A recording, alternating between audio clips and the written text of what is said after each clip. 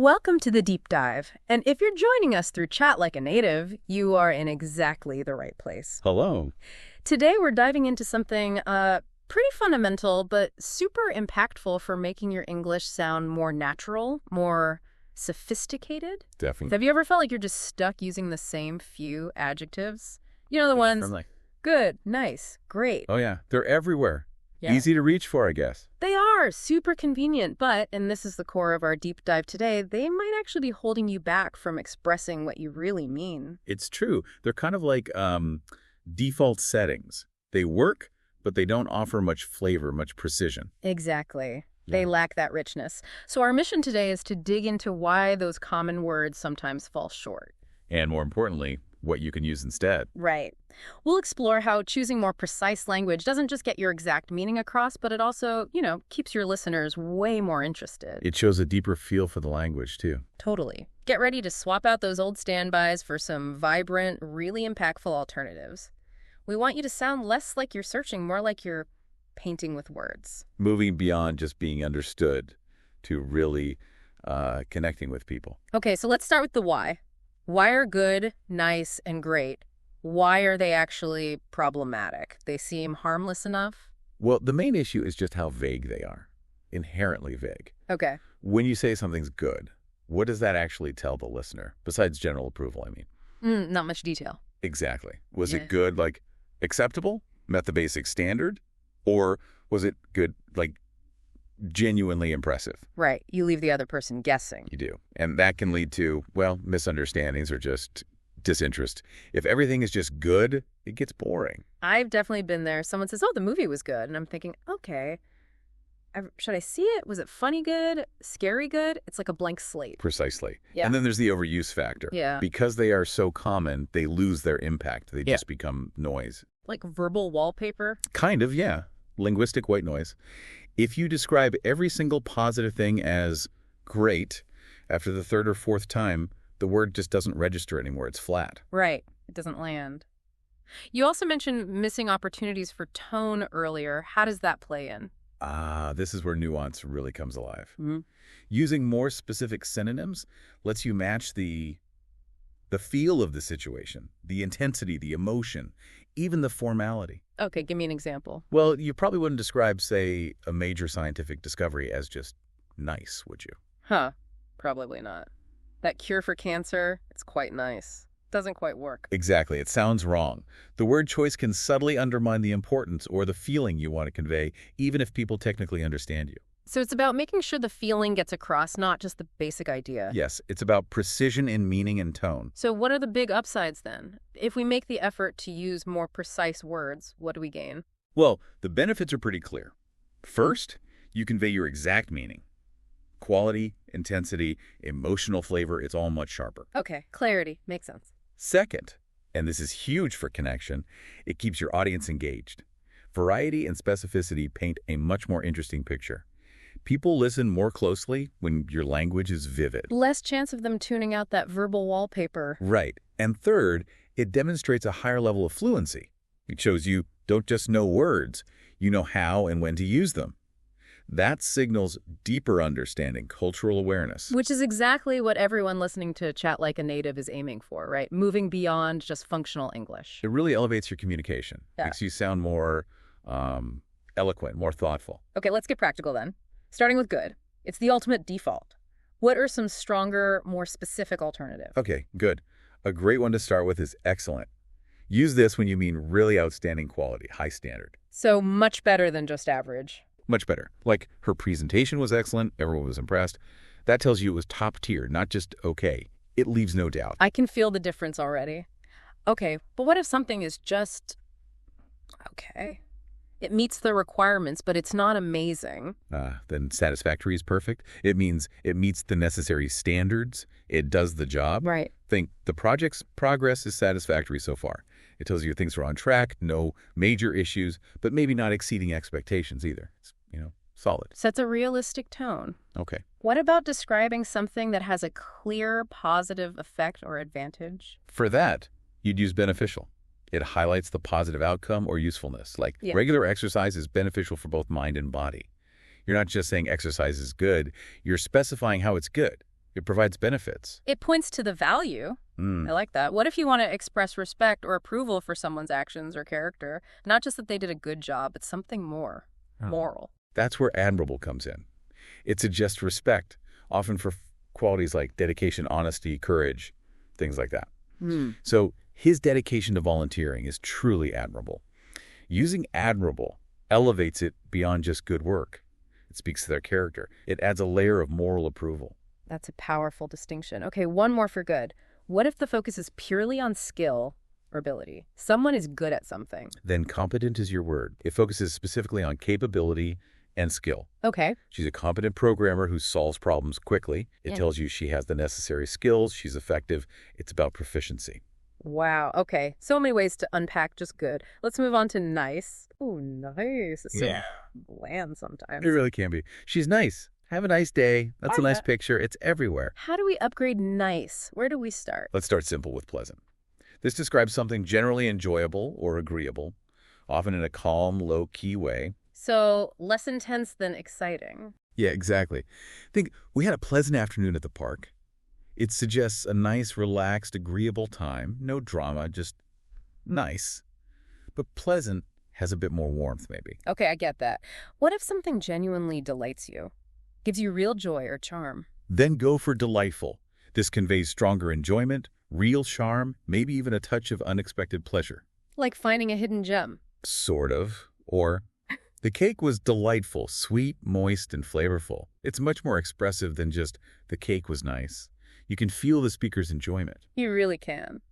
Okay, now for people. What if someone isn't just generally kind, but they have a real grace, a courtesy about them? That sounds like gracious. It implies kindness and courtesy, often with a certain social elegance or warmth. Ah, okay. Our host was gracious, offering help and warm conversation. Right. It suggests they made a real effort to make you feel welcome and comfortable. More active than just nice.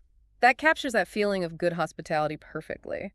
What about someone who consistently thinks about others' feelings? That's considerate. It emphasizes thoughtfulness, an active awareness of other people's needs or feelings. So it's about their actions, their behavior. Yes. He's always considerate, checking in on his neighbors. It highlights that they actively think about others and act on it. It's more specific than just nice person. Right. It shows how they are nice. Okay, last one for nice.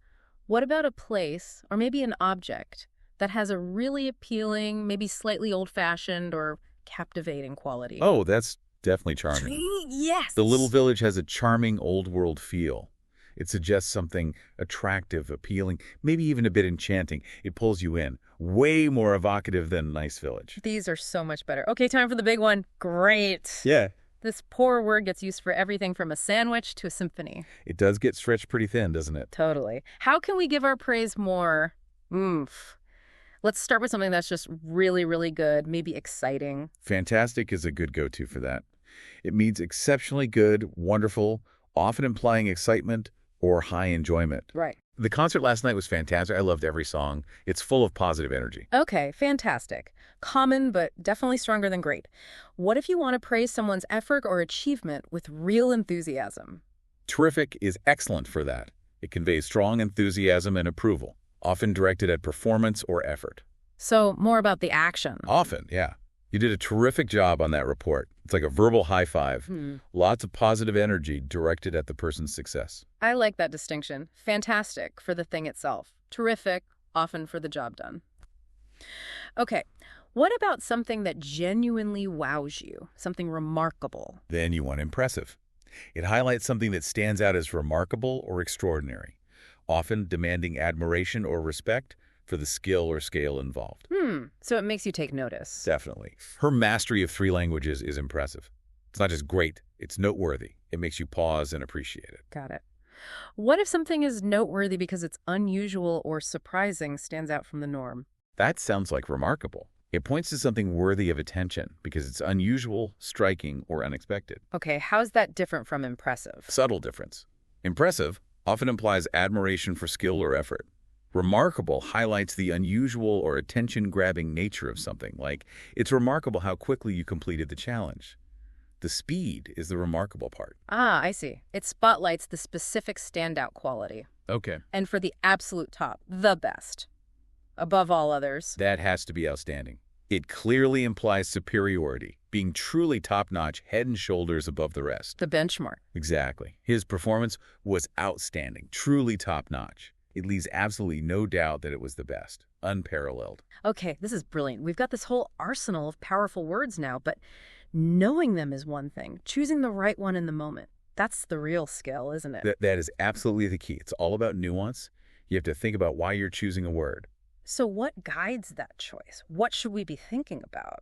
Well, first, definitely consider the tone.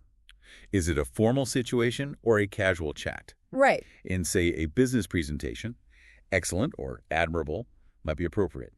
Talking to your friends about a movie, fantastic or terrific, probably fits better. You wouldn't normally call your friend's barbecue admirable, I suppose. Probably not, unless they wrestled a bear for the sausages, maybe. So tone is crucial.